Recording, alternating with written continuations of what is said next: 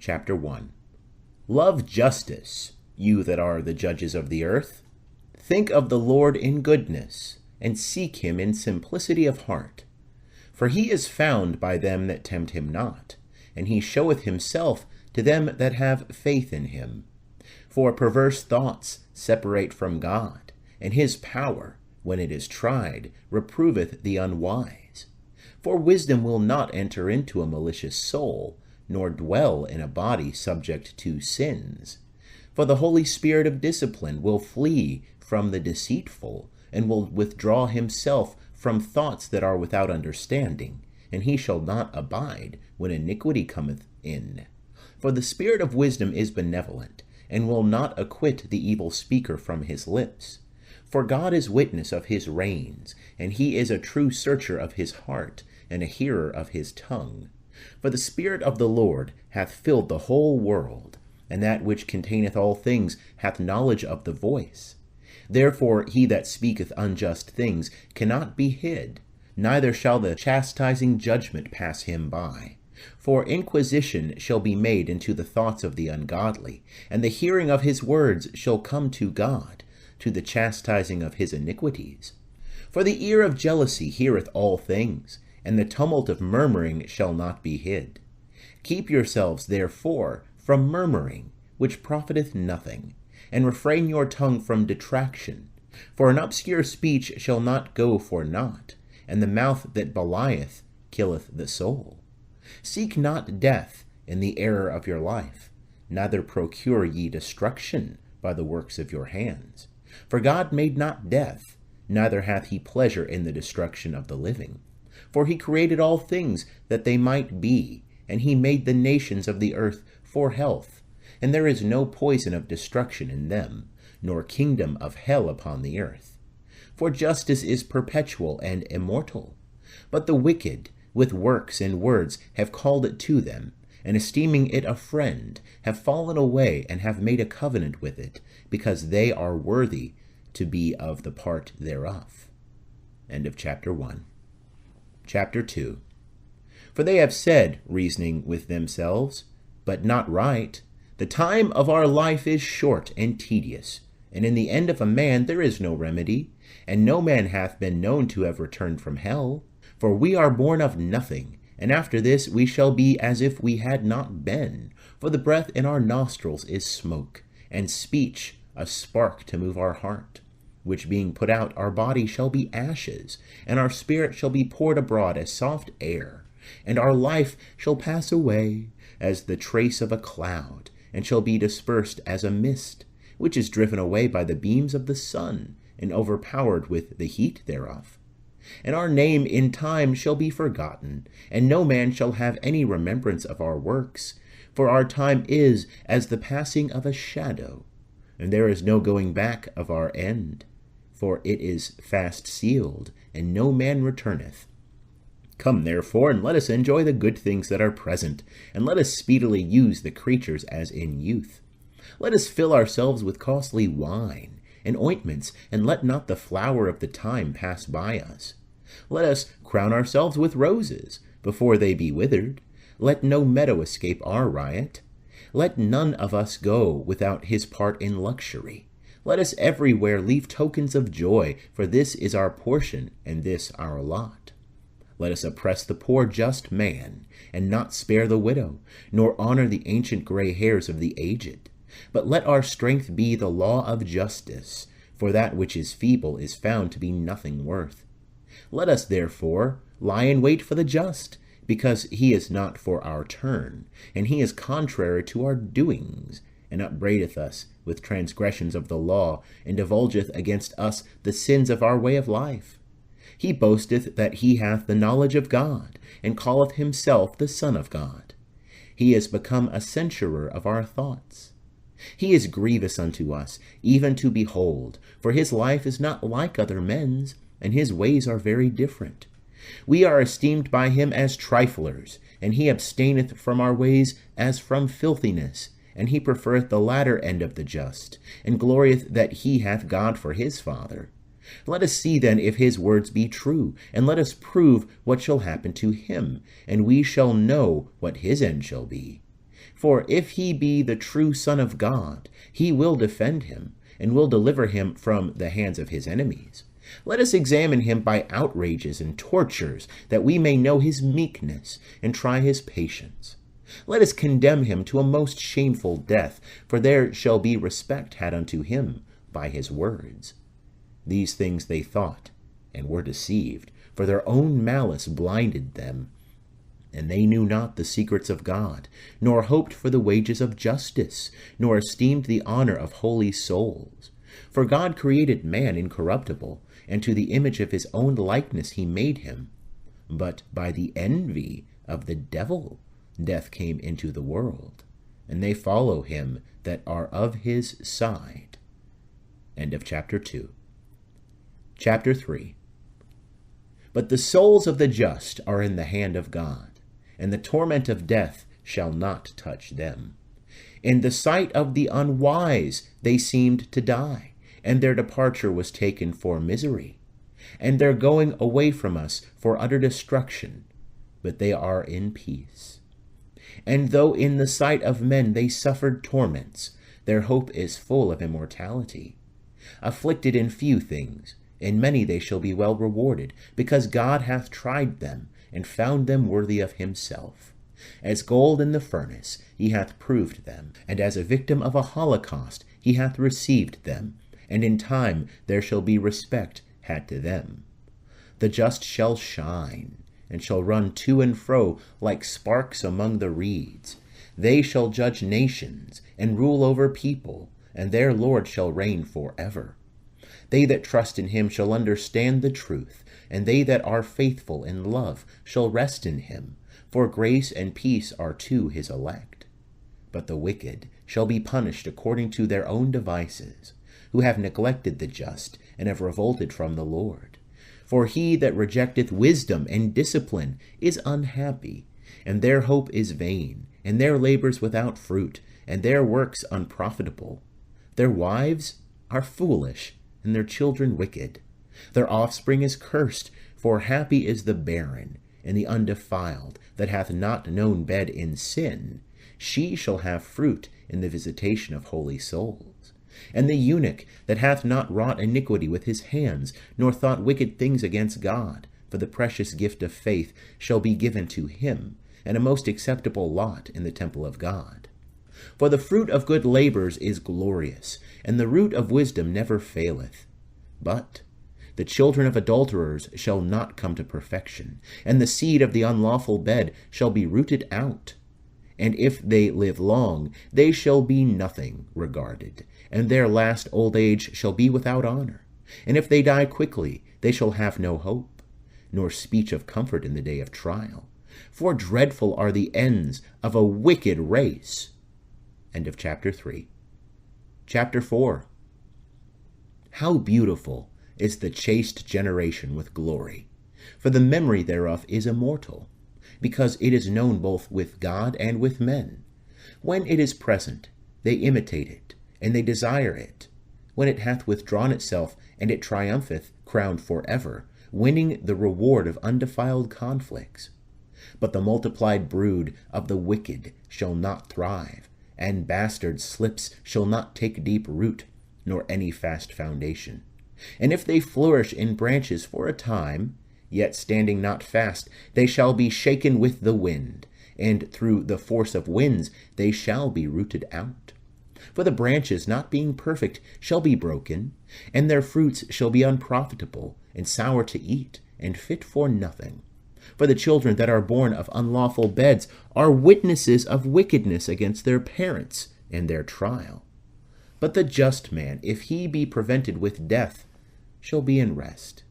For venerable old age is not that of long time, nor counted by the number of years, but the understanding of a man is gray hairs, and a spotless life is old age.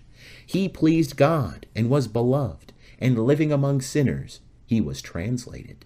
He was taken away, lest wickedness should alter his understanding, or deceit beguile his soul. For the bewitching of vanity obscureth good things, and the wandering of concupiscence overturneth the innocent mind. Being made perfect in a short space, he fulfilled a long time. For his soul pleased God. Therefore he hastened to bring him out of the midst of iniquities. But the people see this, and understand not, nor lay up such things in their hearts, that the grace of God and his mercy is with his saints, and that he hath respect to his chosen. But the just that is dead condemneth the wicked that are living, and youth soon ended the long life of the unjust. For they shall see the end of the wise man, and it shall not understand what God hath designed for him, and why the Lord hath set him in safety. They shall see him, and shall despise him, but the Lord shall laugh them to scorn. And they shall fall after this without honor, and be a reproach among the dead for ever. For he shall burst them puffed up and speechless, and shall shake them from the foundations, and they shall be utterly laid waste. They shall be in sorrow, and their memory shall perish. They shall come with fear at the thought of their sins, and their iniquities shall stand against them to convict them. End of chapter 4. Chapter 5. Then shall the just stand with great constancy against those that have afflicted them, and taken away their labors. These, seeing it, shall be troubled with terrible fear, and shall be amazed at the suddenness of their unexpected salvation, saying within themselves, repenting and groaning for anguish of spirit, These are they whom we had sometime in derision, and for a parable of reproach. We fools esteemed their life madness, and their end without honor. Behold, how they are numbered among the children of God, and their lot is among the saints. Therefore we have erred from the way of truth, and the light of justice hath not shined unto us, and the sun of understanding hath not risen upon us. We wearied ourselves in the way of iniquity and destruction, and have walked through hard ways, but the way of the Lord we have not known. What hath pride profited us? Or what advantage hath the boasting of riches brought us? All those things are passed away like a shadow, and like a post that runneth on, and as a ship that passeth through the waves, whereof when it is gone by, the trace cannot be found, not the path of its keel in the waters. Or as when a bird flieth through the air, of the passage of which no mark can be found, but only the sound of the wings meeting the light air, and parting it by the force of her flight.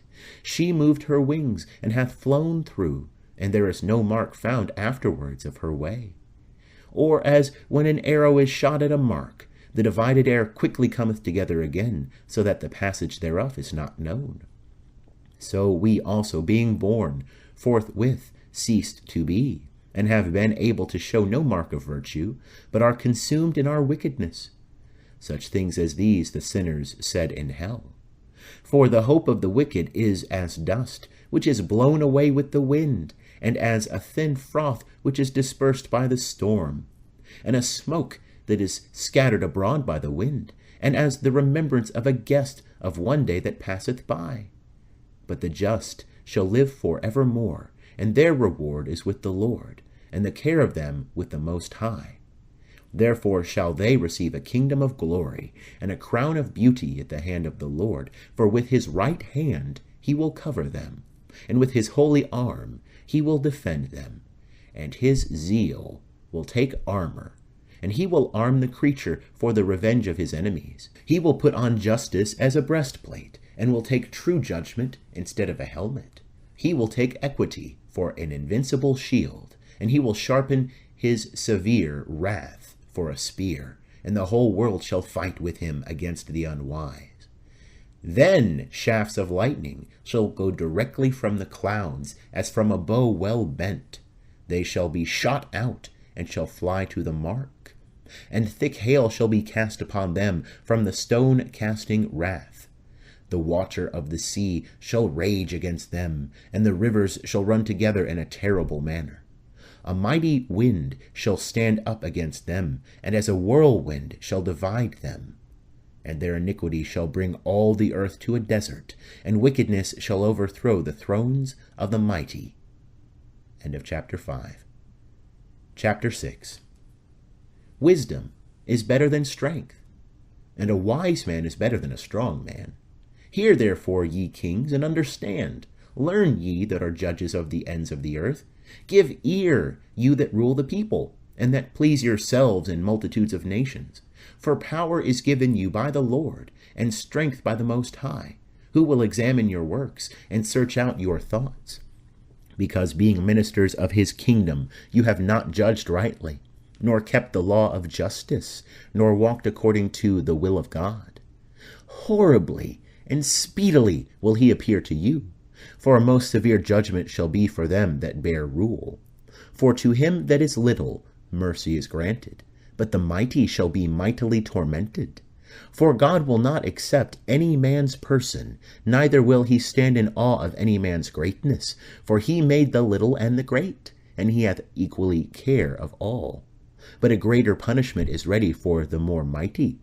To you therefore, O kings, are these my words, that you may learn wisdom, and not fall from it. For they that have kept just things justly shall be justified, and they that have learned these things shall find what to answer. Covet ye therefore my words, and love them, and you shall have instruction.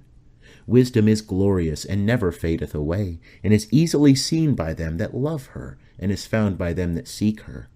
She preventeth them that covet her, so that she first showeth herself unto them. He that awaketh early to seek her shall not labour, for he shall find her sitting at his door. To think, therefore, upon her is perfect understanding, and he that watcheth for her shall quickly be secure. For she goeth about seeking such as are worthy of her, and she showeth herself to them cheerfully in the ways, and meeteth them with all providence. For the beginning of her is the most true desire of discipline, and the care of discipline is love.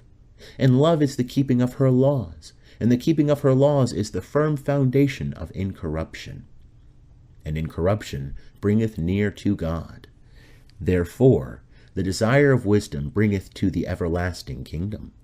If then your delight be in thrones and sceptres, O ye kings of the people, love wisdom, that you may reign for ever. Love the light of wisdom, all ye that bear rule over peoples.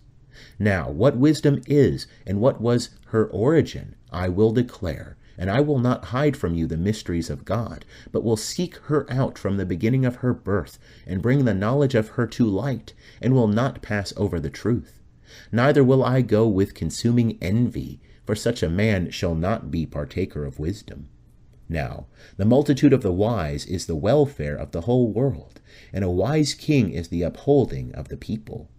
Receive therefore instruction by my words, and it shall be profitable to you.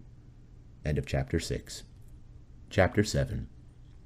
I myself am a mortal man, like all others, and of the race of him that was first made of the earth, and in the womb of my mother I was fashioned to be flesh. In the time of 10 months I was compacted in blood of the seed of man, and the pleasure of sleep concurring. And being born, I drew in the common air, and fell upon the earth, that is made alike. And the first voice which I uttered was crying, as all others do. I was nursed in swaddling clothes, and with great cares, for none of the kings had any other beginning of birth. For all men have one entrance into life, and the like going out. Wherefore I wished, and understanding was given me, and I called upon God, and the spirit of wisdom came upon me. And I preferred her before kingdoms and thrones, and esteemed riches nothing in comparison of her. Neither did I compare unto her any precious stone, for all gold in comparison of her is as a little sand, and silver in respect to her shall be counted as clay. I loved her above health and beauty, and chose to have her instead of light, for her light cannot be put out. Now all good things came to me together with her, and innumerable riches through her hands. And I rejoiced in all these, for this wisdom went before me, and I knew not that she was the mother of them all, which I have learned without guile, and communicate without envy.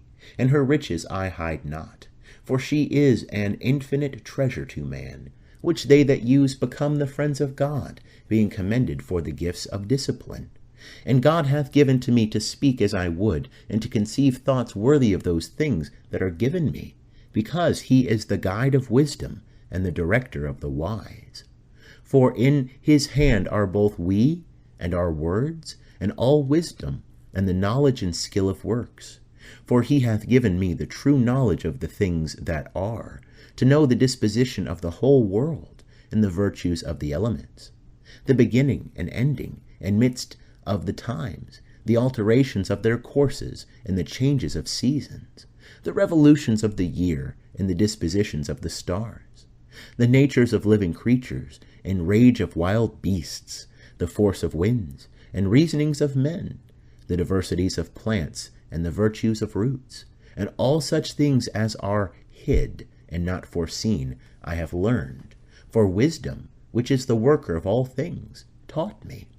For in her is the spirit of understanding, holy, one, manifold, subtle, eloquent, active, undefiled, sure, sweet, loving that which is good, quick, which nothing hindereth, beneficent, gentle, kind, steadfast, assured, secure, having all power, overseeing all things, and containing all spirits, intelligible, pure, subtle. For wisdom is more active than all active things, and reacheth everywhere by reason of her purity. For she is a vapour of the power of God, and a certain pure emanation of the glory of the Almighty God, and therefore no defiled thing cometh into her. For she is the brightness of eternal light, and the unspotted mirror of God's majesty, and the image of his goodness.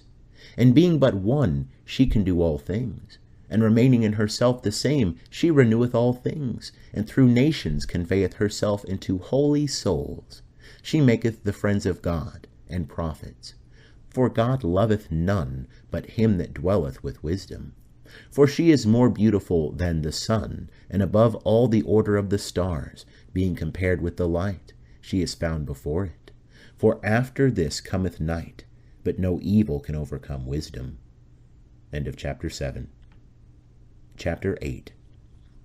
She reacheth, therefore, from end to end mightily, and ordereth all things sweetly. Her have I loved, and have sought her out from my youth, and have desired to take for my spouse, and I became a lover of her beauty.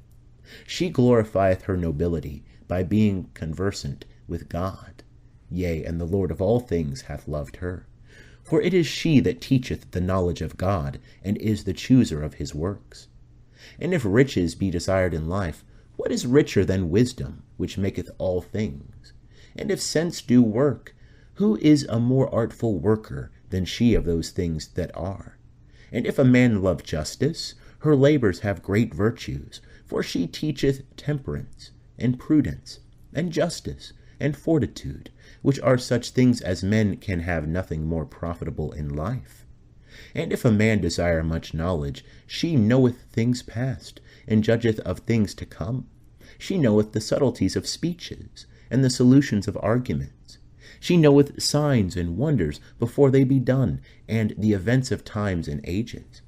I purposed, therefore, to take her to me, to live with me, knowing that she will communicate to me of her good things, and will be a comfort in my cares and grief.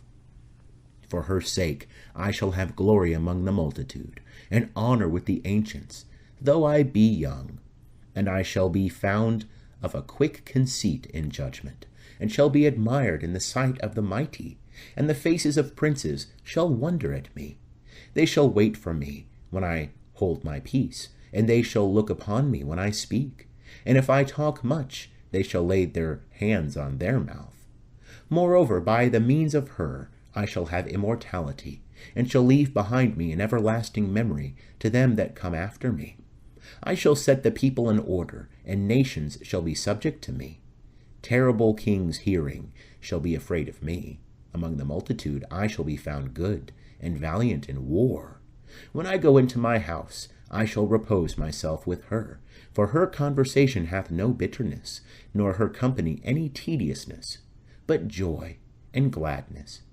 Thinking these things with myself, and pondering them in my heart, that to be allied to wisdom is immortality, and that there is great delight in her friendship, and inexhaustible riches in the works of her hands, and in the exercise of conference with her, wisdom and glory in the communication of her words. I went about seeking that I might take her to myself.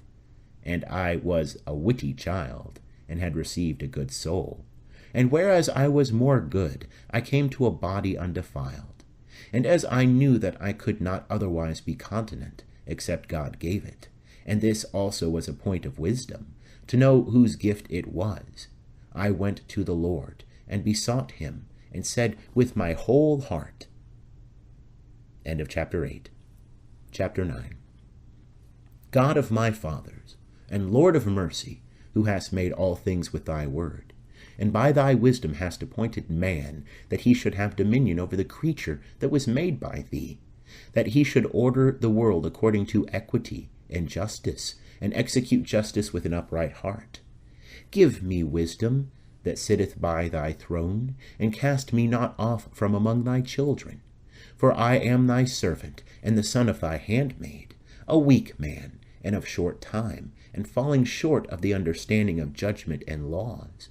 For if one be perfect among the children of men, yet, if thy wisdom be not with him, he shall be nothing regarded. Thou hast chosen me to be king of thy people, and a judge of thy sons and daughters, and hast commanded me to build a temple on thy holy mount, and an altar in the city of thy dwelling place, a resemblance of thy holy tabernacle, which thou hast prepared from the beginning, and thy wisdom with thee, which knoweth thy works, which then also was present when thou madest the world, and knew what was agreeable to thy eyes, and what was right in thy commandments. Send her out of thy holy heaven, and from the throne of thy majesty, that she may be with me, and may labor with me, that I may know what is acceptable with thee. For she knoweth and understandeth all things, and shall lead me soberly in my works, and shall preserve me by her power. So shall my works be acceptable, and I shall govern thy people justly, and shall be worthy of the throne of my Father. For who among men is he that can know the counsel of God?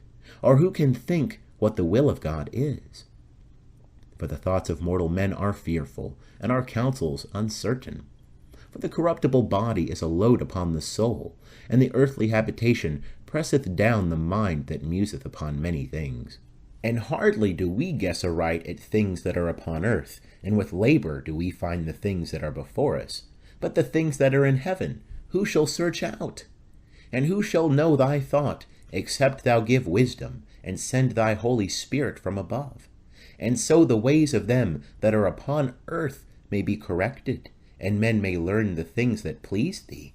For by wisdom they were healed, whosoever have pleased thee, O Lord, from the beginning. End of chapter 9. Chapter 10. She preserved him that was first formed by God, the Father of the world, when he was created alone. And she brought him out of his sin, and gave him power to govern all things. But when the unjust went away from her in his anger, he perished by the fury wherewith he murdered his brother. For whose cause, when water destroyed the earth, wisdom healed it again, directing the course of the just by contemptible wood. Moreover, when the nations had conspired together to consent to wickedness, she knew the just, and preserved him without blame to God, and kept him strong against the compassion for his son. She delivered the just man, who fled from the wicked that were perishing, when the fire came down upon Pentapolis, whose land for a testimony of their wickedness is desolate, and smoketh to this day, and the trees bear fruits that ripen not, and a standing pillar of salt is a monument of an incredulous soul. For regarding not wisdom, they did not only slip in this, that they were ignorant of good things, but they left also unto men a memorial of their folly, so that in the things in which they sinned they could not so much as lie hid. But wisdom hath delivered from sorrow them that attend upon her. She conducted the just, when he fled from his brother's wrath, through the right ways, and showed him the kingdom of God, and gave him the knowledge of the holy things, made him honorable in his labors, and accomplished his labors.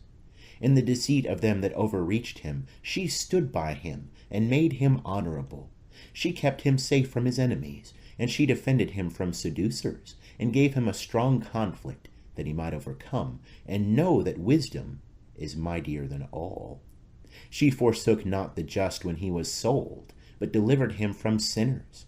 She went down with him into the pit, and in bands she left him not, till she brought him the scepter of the kingdom, and power against those that oppressed him, and showed them to be liars that had accused him, and gave him everlasting glory. She delivered the just people and blameless seed from the nations that oppressed them. She entered into the soul of the servant of God, and stood against dreadful kings in wonders and signs. And she rendered to the just the wages of their labors, and conducted them in a wonderful way. And she was to them for a covert by day, and for the light of stars by night. And she brought them through the Red Sea, and carried them over through a great water. But their enemies she drowned in the sea, and from the depth of hell she brought them out. Therefore the just took the spoils of the wicked. And they sung to thy holy name, O Lord, and they praised with one accord thy victorious hand. For wisdom opened the mouth of the dumb, and made the tongues of infants eloquent. End of chapter 10.